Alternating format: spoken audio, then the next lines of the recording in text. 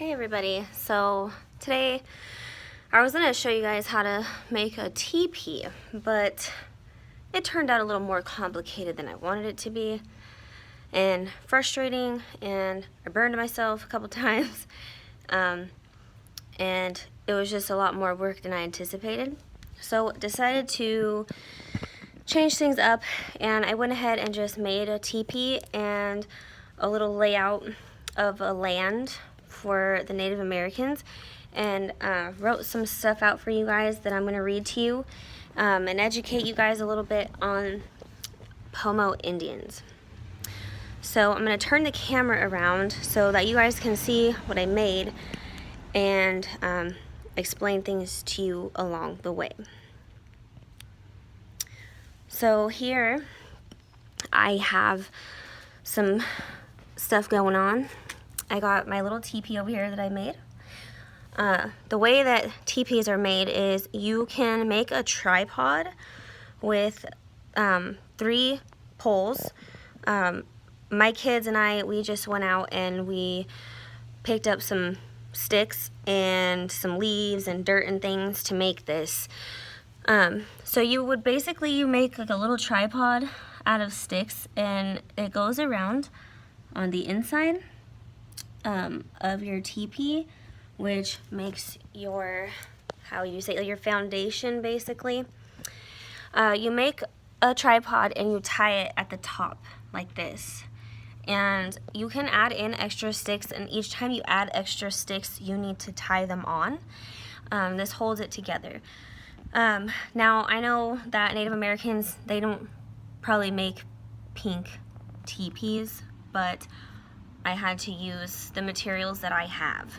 So I have here used some sticks, and I had some pink material, and we found some feathers on our walk, and I went ahead and added those to it. Now traditional Indians used buffalo skin or hide, and they would stretch it out and they would put it around the poles. They often used sticks to put holes and hold this together, and the flaps at the top make it so that smoke can come out, because they used fires inside their teepees also, because a real life teepee is obviously a lot bigger than this, so they had room for those things. I made like a little cot inside of here because they would put, they made little beds inside. So in here there's like, let's see if I can get my hand out of the way. There's little sticks under there, and I used feathers on top of it to make it kind of soft. This is a rack that they would use to hang their food from, like fish, and they also could hang meat from it. Then I drew this background. I colored it with blue pastels and brown pastels and made trees and bushes and the moon on here. This is a little fireplace that I made with rocks that I found, and I used red and green 3D puff paint for the fire. And I made a little walkway with stones and things here, and just laid some dirt and rocks and leaves and stuff around. So some of the things that I learned was that the Pomo Indian cultures are several ethno-linguistic groups that make up a single language family in Northern California. Their historic territory extended from the Pacific coast and around Cleon and Duncan's Point to Clear Lake. They preferred small groups known as bands. Many natives, like the Pomo Indians of Northern California, relied on fishing, hunting, and gathering for their daily food supply. Salmon, wild greens, gnats, mushrooms, berries, grasshoppers, rabbits, rats, and squirrels were some of the things that they ate, and acorns was one of the most important things in their diet. They used the berries and plants to make dye, in which they would paint, symbols and things on the outsides of their teepees, which symbolize kind of their story of their life. And the women did the gathering and preparation of plant-based foods, and the men were the hunters and the fishers. The Pomo culture is famed for its tradition of intricate basketry, and they incorporated bird feathers into their designs. They also do beading, which is really pretty cool. My son is Pomo Indian, and he goes on camping trips in the summertime to a native campground with his family, and they do all kinds of really neat things, and he brings home some pretty cool beaded necklaces, and the baskets that they make, they incorporate beads into those too as well. They use like water tool, kind of like water sticks, to make baskets out of.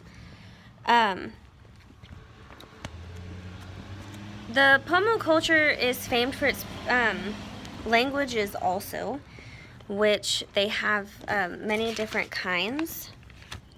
They were known as the Pomoan, and they were also known as the, hold on, I'm trying to find out where I wrote it down at, Kalanapan, and they had many different names for their languages, and they also had dances. They danced around fires, which one of them was most known for is a ghost dance, and this was to celebrate the death. They believe that's how the dead were recognized. And they also had the Far South dance, which celebrated the rite of passage for children into their tribe.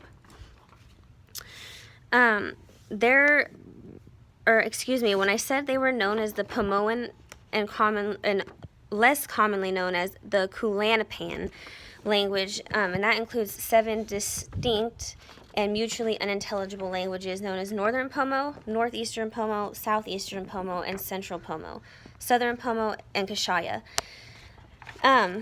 So I just wanted to share this with you guys because I think it's pretty neat. Not very many people know too much about it. And if you want, you can even go online and look up some of this stuff yourself because it's really interesting. The Pomo Indians also stretched along the Russian River up to San Francisco. You can even go to Tule Lake. That's one of the areas that they lived around. They were known to live close to creeks and rivers and oceans because it had a lot of food source for them. So yeah, I just wanted to share that with you guys, and I'll show you guys my background one more time so you can see what I made.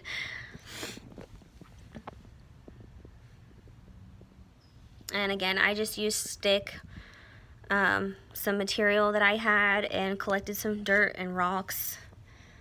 And you can use any kind of paint you want, really. I just used 3D puff paint for my fire. And I used a hot glue stick to glue some of this stuff together.